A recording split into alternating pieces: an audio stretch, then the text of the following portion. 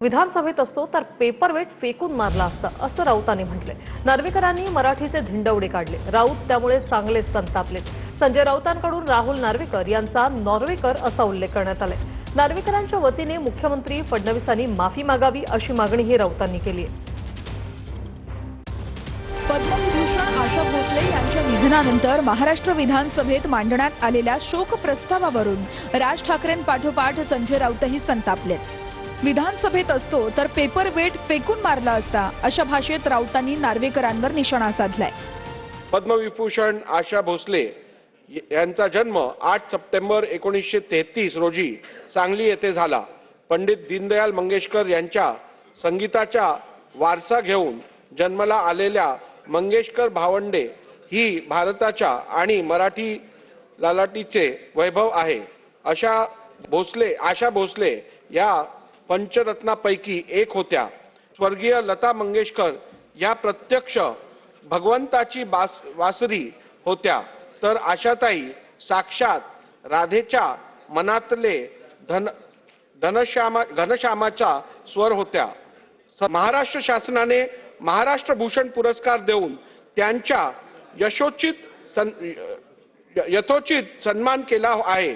मी जर तिथे असतो, माझ्यासारखे अजून 10 लोक असते, तर जामवंतराव धोटेचं स्मरण करून मराठीचा अपमान करणाऱ्या व्यक्तीविरुद्ध मी तिथेच एक तर जोडा काढला असता किंवा पेपरवर फेकून मारला असता। मराठी भाषेचा अपमान महाराष्ट्राच्या विधानसभेत। मराठी यावी म्हणून आपण रिक्षावाल्यांना मारतो, मग यांना पण मारायचं का असा सवाल राऊतांनी केलाय। मराठीचे धिंडवडे काढल्याचं म्हणत राऊतांनी विधानसभा अध्यक्षांचा उल्लेख नॉर्वेकर असा केलाय।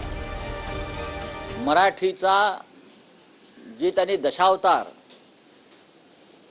वस्त्रहरण, धिंडवडे काढले नॉर्वेकरांनी, त्याबद्दल जर त्यांना अजून माफी मागण्याची सुबुद्धी सुचली नसेल तर राज्याच्या मुख्यमंत्र्यांनी त्यांच्या वतीने माफी मागावी।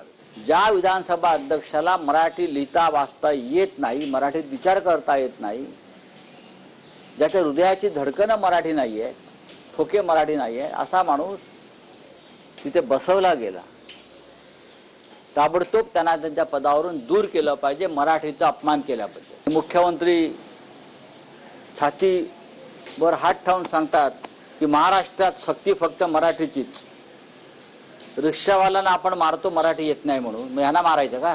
जर तुम्ही ह्यांना पाठबळ देणार असाल या नार्वेकरांना, जे नार्वेकर नसून नॉर्वेकर आहेत, नॉर्वे नार्वेकर ते काय बाहेर राज्यातून किंवा देशातून आलेले नाहीत ना। आणि आशाताईंबद्दल आणि मराठी भाषा, तुम्ही स्पीकर आहात, अध्यक्ष आहात विधानसभेचे, त्यामुळे मला धक्कादायक होतं त्यांचं ते सगळं तुमच्या चॅनलवर पाहून, आणि खूप वाईट वाटलं।